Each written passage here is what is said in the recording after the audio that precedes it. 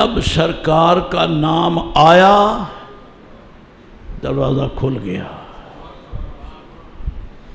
اللہ کی رحمتوں کے دروازے کھلتے ہی سرکار کے لیے ہیں. لو میں تو کچھ تھوڑا سا آگے ہی نکل گیا.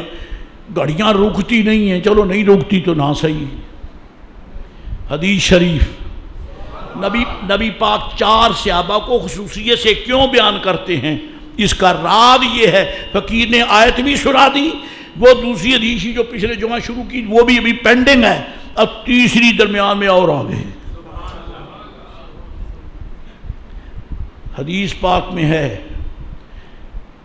ایک عظیم المرتبہ. حدیث میں اس لیے کہتا ہوں کہ یہ حضور سے متعلق ہے، کیونکہ شاہ ولی اللہ محدث دہلوی رحمۃ اللہ علیہ نے اپنے ابا حضور کے وہ خواب جس میں انہیں سرکار کی زیارت ہوئی ہے نا، اس کو بھی انہوں نے حدیث لکھا ہے. حدیث لکھا ہے. تو محمد ابن وزیر یہ وزیر نہیں ہے، یہ وہ وزیر ہیں جو موسیٰ علیہ السلام کا بھائی ہارون وزیر ہے.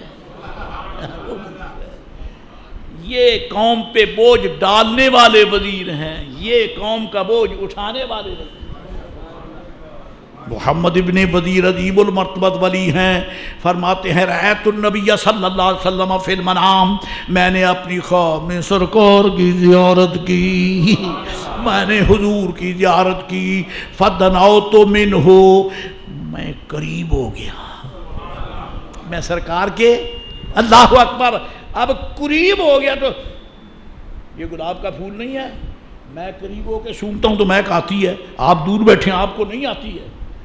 اللہ کی شان کے لیے یہ کوئی مثال تو نہیں ہے، لیکن کہنا یہ ہے کہ قرب میں کچھ حقائق ہوتے ہیں نا. آپ فرماتے ہیں جب مجھے زیارت ہوئی میں قریب ہو گیا، میں قریب ہو گیا. اور بہت اونچوں کے قریب چھوٹا منگتا کمی نہیں ہو سکتا قریب، لیکن میرے آقا اتنے بڑے ہیں کہ کریم بھی ہیں، بندہ پرور بھی ہیں. یہ وہ بڑے ہیں جو منگتوں کو دور کر کے راضی نہیں ہیں، قریب کر کے راضی ہیں.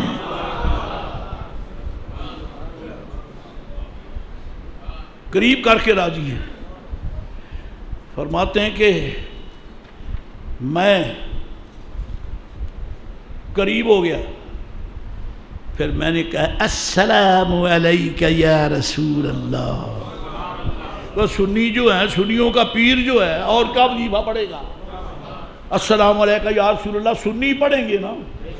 پوری دنیا کو چیلنج ہے، پاکستان میں، انڈیا میں، ایران میں، توران میں، ساسان میں، مشرق وسطیٰ کی ریاستوں میں، جہاں بھی چلے جاؤ پوری دنیا میں، جس کی زبان پہ ہوگا السلام علیکہ یا رسول اللہ، خدا کی قسم وہ سنی ہے، وہ سنی ہے.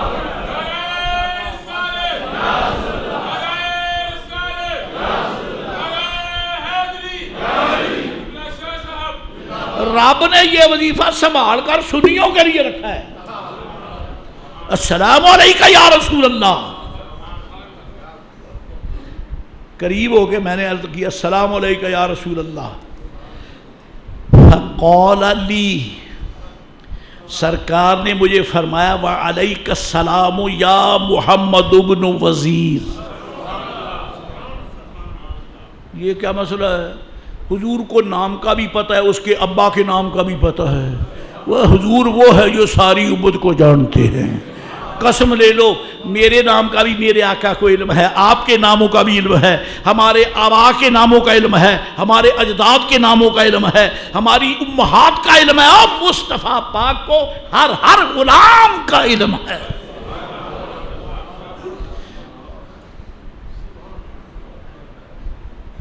میں نے سلام کیا، حضور نے جواب دیا ہے. ابھی میں بولا نہیں، فرمایا یا محمد ابن وزیر لکا حاجتن، قربان. سائل بولا نہیں، حاجت روا نے پہلے ہی دروازہ کھول دیا. فرمایا تجھے کوئی حاجت ہے؟ تجھے کوئی حاجت ہے؟ اس لفظ میں کیا رکھا ہے؟ مجھے سمجھ آ گئی یا کیا رکھا ہے. میرے آقا فرماتے تجھے کوئی حاجت ہے؟ کیوں؟ پتا چلا کہ در مصطفیٰ پہ آنے والے محبوب کے محتاج ہی ہوتے ہیں، کیونکہ حضور حاجت روا ہیں، آقا حاجت روا ہے. مشکل کشا ہیں، دافع البلا ہیں، نافع العباد ہیں، دافع الفساد ہیں۔ میرے آقا سب کے مشکل کشا ہیں۔ لک حاجت، تیرے لیے کوئی حاجت ہے؟ میں نے عرض کی یا رسول اللہ نعم، جی۔ اب احمد رضا بریلوی کا لنگر کھانے والا بول پڑا، کیوں اپنی گلی میں وہ روادار صدا ہو، کیوں اپنی گلی میں، کیوں اپنی گلی میں وہ روادار صدا ہو، جو بھیک لیے راہ گدا دیکھ رہا ہو، جو بھیک لیے راہ گدا دیکھ رہا ہو۔ منگتے دیکھتے ہیں، کوئی سخی آئے تو خیر دے، یہ وہ کریم ہے یہ دیکھتا ہے، کوئی منگتا آئے تو خیرات دوں۔ اللہ کا حاجت ہے؟ عرض کی آقا ضرور۔ جو پوچھ رہے ہیں وہ حاجت بھی جانتے ہیں، حاجت بھی جانتے ہیں، لیکن اس کی زبان سے کہلوا لیا۔ اس امید پر کہہ رہا ہوں کہ یاد رکھو گے، آپ بھی یاد رکھیں، فقیر بھی یاد رکھے، اور بیڑا پار، مشکل حل۔ کیا فرمایا؟ کیا ضرورت ہے، کیا حاجت ہے؟ عرض کی آقا انا راجل خفیف البضاعہ کثیر العیاب۔ حضرت جی آمدنی تھوڑی ہے، ٹبر بہت ہے۔ حضور آمدنی تھوڑی ہے، کنبہ بہت ہے۔ پھر اريد ان تعلمني دعوات ادعو بها في سفري وفي حضري واستعين بها على اموري۔ میرے آقا مجھے کوئی ایسی دعا دے دیں، ایسی دعا عطا فرمائیں کہ میں وہ مانگتا رہوں، رزق بھی فراغت والا ہو جائے، مشکلیں بھی حل ہو جائیں۔ توجہ ہو گئی؟ لیجیے دعا سن لیجیے، اور فقیر کو اجازت۔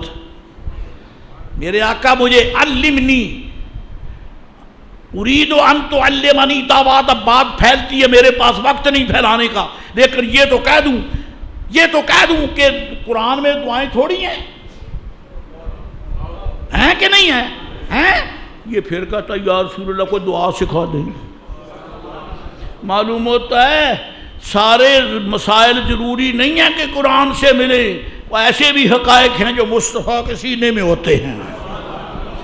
اس میں کوئی شک نہیں کہ قرآن میں سب کچھ ہے، لیکن یہ خزانہ خدائی ہے، اس تک تو مصطفیٰ کے بغیر کسی کی رسائی نہیں ہے۔ دعا مجھے ایسی دعا عطا کر دیں تاکہ میں مانگوں، رزق بھی فراخ، مشکلیں بھی۔ فرمایا بیٹھ جا، اقعد۔ یہ بھی دنیا کا جب دستور ہے، جوری میں کھیڈا چلو نکل۔ میرے آقا کیا فرماتے؟ بیٹھ جا، اور بیٹھ جا، میں تجھے عطا کرتا ہوں، بیٹھ جا۔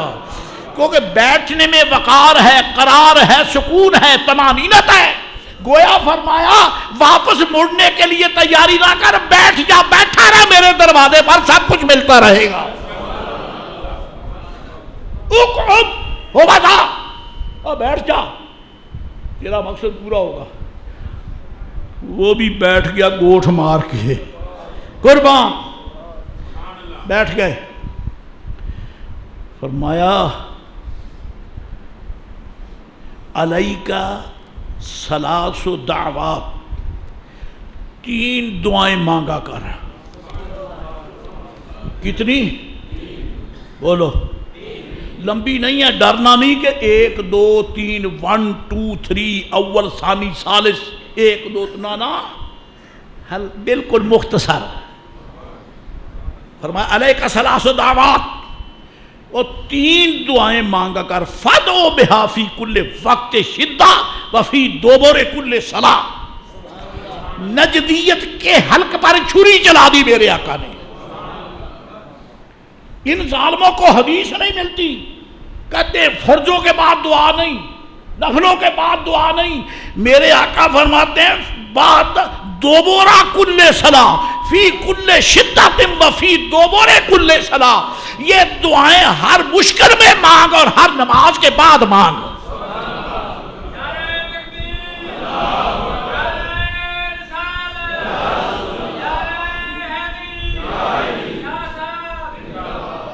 فی دوبر کل صلاۃ۔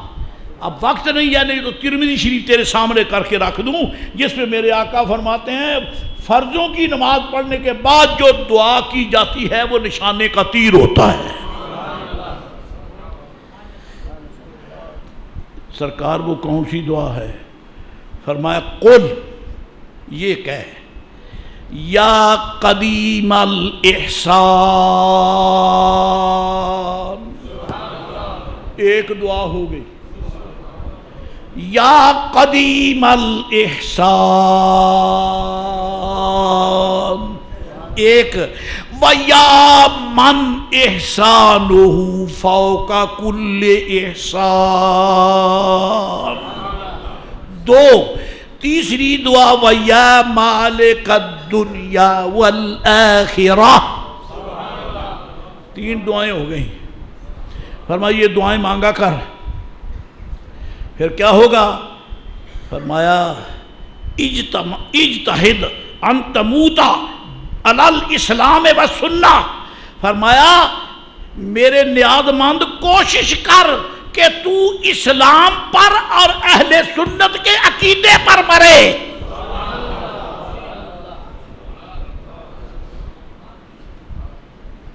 کوشش کر کہ تو اسلام پر مرے، والسنہ والسنہ والسنہ والحدیث نہیں فرمایا والسنہ، اس کا ترجمہ یہ ہے کوشش کر کہ تیرا خاتمہ اسلام پر ہو، عقیدہ اہل سنت پر ہو۔ میرے سامنے نقشبندیوں کے ماننے والے بھی بیٹھے، فقیر بھی نقشبندیوں کا غلام ہے، چشتیوں کا غلام ہے، قادریوں کا غلام ہے، صابریوں کا غلام ہے، نظامیوں کا غلام ہے۔ مجدد الفسانی فرماتے ہیں کہ کوشش کرو کہ سنی بن کے مرو۔ خدا کی بارگاہ میں سب سے بہترین عقیدہ اہل سنت کا ہے۔ یہ ملاؤں کا جھگڑا نہیں ہے، یہ ایمان اور غیر ایمان کا جھگڑا ہے۔ سچ وہی ہے جو اولیاء بیان کرتے ہیں۔ ایک تو یہ ہے کہ مسلمان بن کے رہو اور سنت پہ قائم رہو، اور فرمایا علی حب ہؤلاء، اور ان کی محبت میں مرو، ان کی محبت پر پکے ہو کے مرو۔ کون؟ فرمایا ھذا ابو بکر، اللہ اکبر، ھذا ابو بکر وھذا عمر وھذا عثمان وھذا علی۔ ان چاروں کی محبت، اسلام پر رہو، سنیت پر رہو، چاروں سے پیار کرو، یہی ایمان ہے، یہی نجات ہے۔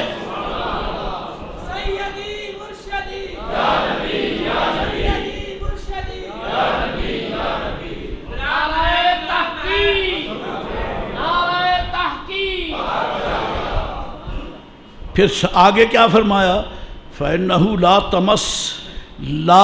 تَمُسَّكَ النَّارِ لَا تَمُسَّكَ النَّارِ۔ فرمایا اس عقیدے پر رہو، ان سے پیار پر رہو، یہ دعائیں مانگتے رہو، جہنم کی آگ تیرے قریب نہیں آ سکتی۔ چاروں کا ذکر آ گیا۔ اب وہ حدیث جو شروع کی ہے اس میں چاروں کا ذکر ہے۔ ابھی تو صدیق اکبر کی شان کا ابتدائی ہے، باقی پھر صحیح انشاءاللہ۔ وآخر دعوانا الحمدللہ رب العالمین۔ آج کچھ ٹائم زیادہ لے لیا، معذرت کوئی نہیں، میرا ذوق ہی یہی تھا۔ وآخر دعوانا